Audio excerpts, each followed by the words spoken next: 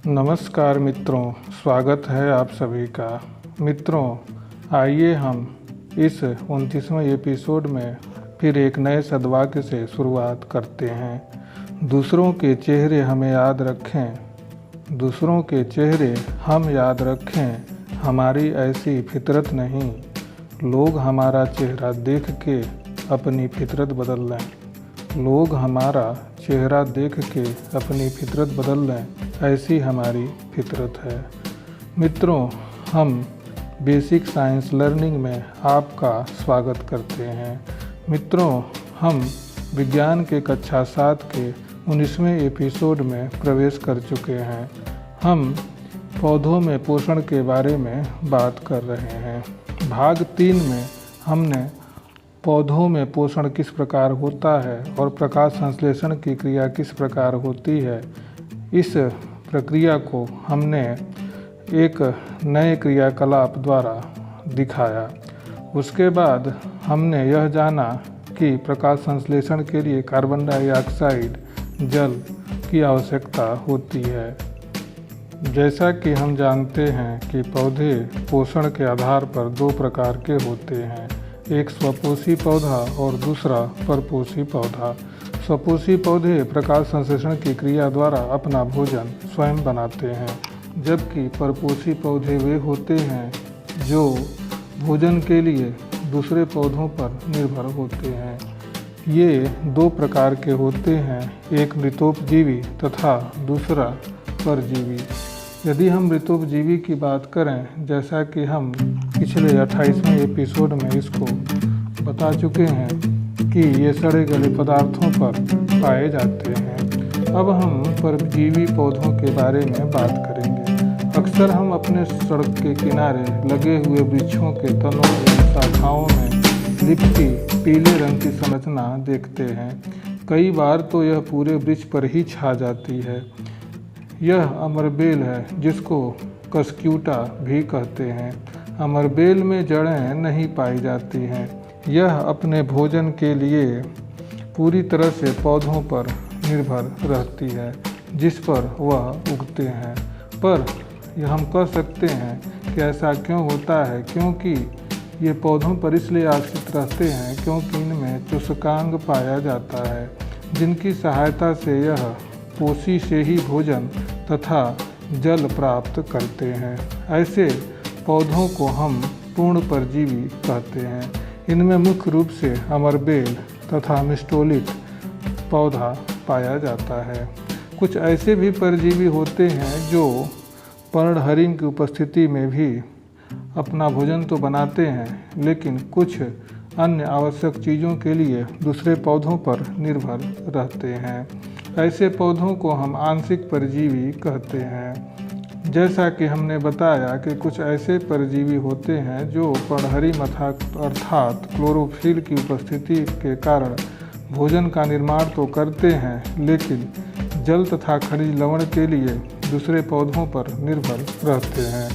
ऐसे पौधे हम कह सकते हैं कि ये आंशिक परजीवी होते हैं। चूँकि ये पौधे हरे होने के कारण अपना भोजन स्वयं बनाते हैं, इसलिए हम इन्हें आंशिक परजीवी भी कहते हैं। जैसे चंदन या ये रोसेंथम 2 प्रकार के ऐसे पौधे होते हैं जो आंशिक परजीवी के रूप में हम इन्हें जानते हैं। आइए हम कुछ ऐसे पौधों के बारे में भी बात करेंगे जो दोनों को लाभ पहुंचाते हैं, अर्थात एक दूसरे पर आश्रित रहते हैं। पौधे का एक दूसरे के साथ ऐसा संबंध सहजीवन कहलाता है और ऐसे पौधे सहजीवी पौधे कहलाते हैं। हमने दलहनी, चना, मटर आदि पौधों की जड़ों को देखा है, या लाइकेन को हमने देखा है। यदि हम ध्यान से देखें तो इन पौधों की जड़ों में गांठें पाई जाती हैं। इन गांठों में राइजोबियम नामक जीवाणु होते हैं। जैसा कि हमने बताया कि सहजीवी पौधे ऐसे पौधे होते हैं जो एक दूसरे पर आश्रित रहते हैं, अर्थात बिना एक दूसरे से उनका जीवन संभव नहीं है। वे एक दूसरे की सहायता से अपना जीवन व्यतीत करते हैं। इसका सबसे अच्छा उदाहरण, जैसा कि हमने बताया, कि ये दलहनी फसलें होती हैं। इनकी जड़ों में गांठें पाई जाती हैं। इन गांठों में राइजोबियम नामक जीवाणु रहते हैं। ये जीवाणु वायुमंडल की नाइट्रोजन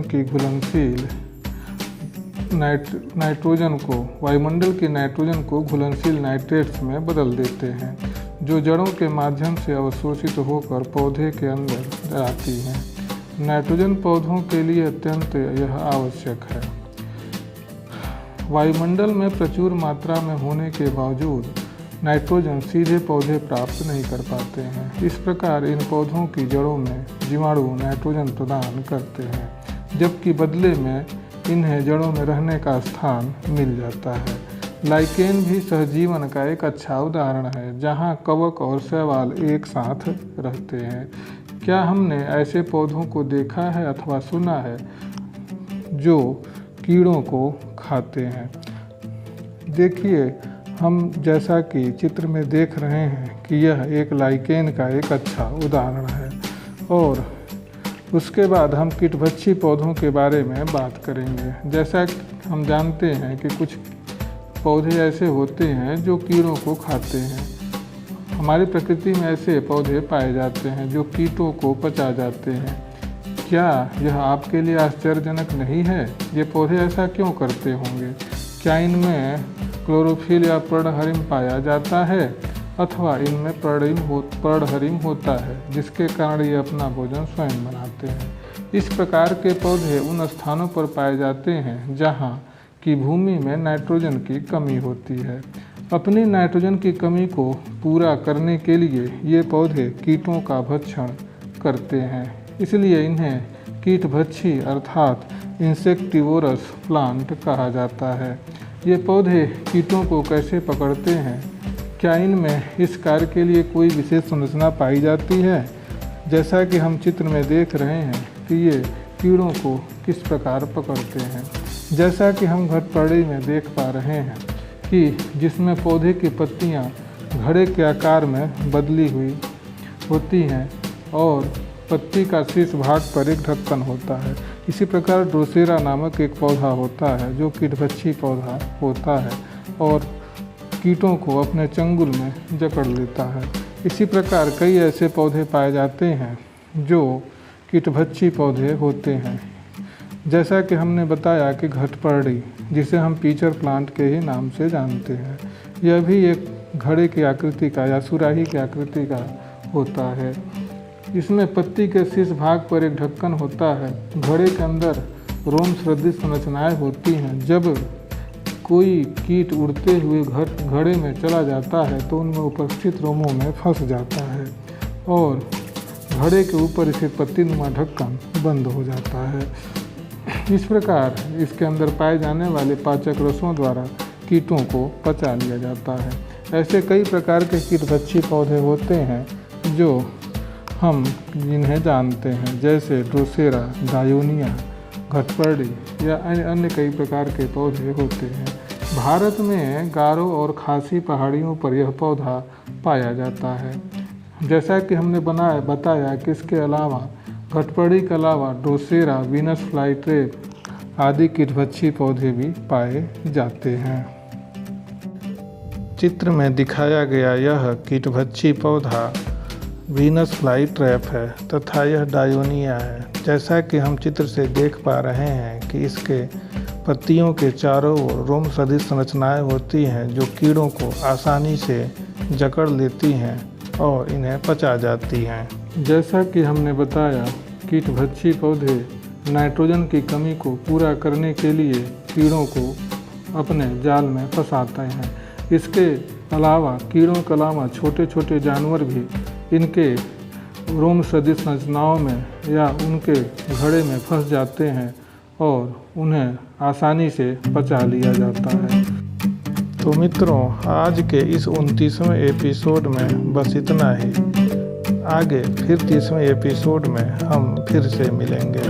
धन्यवाद।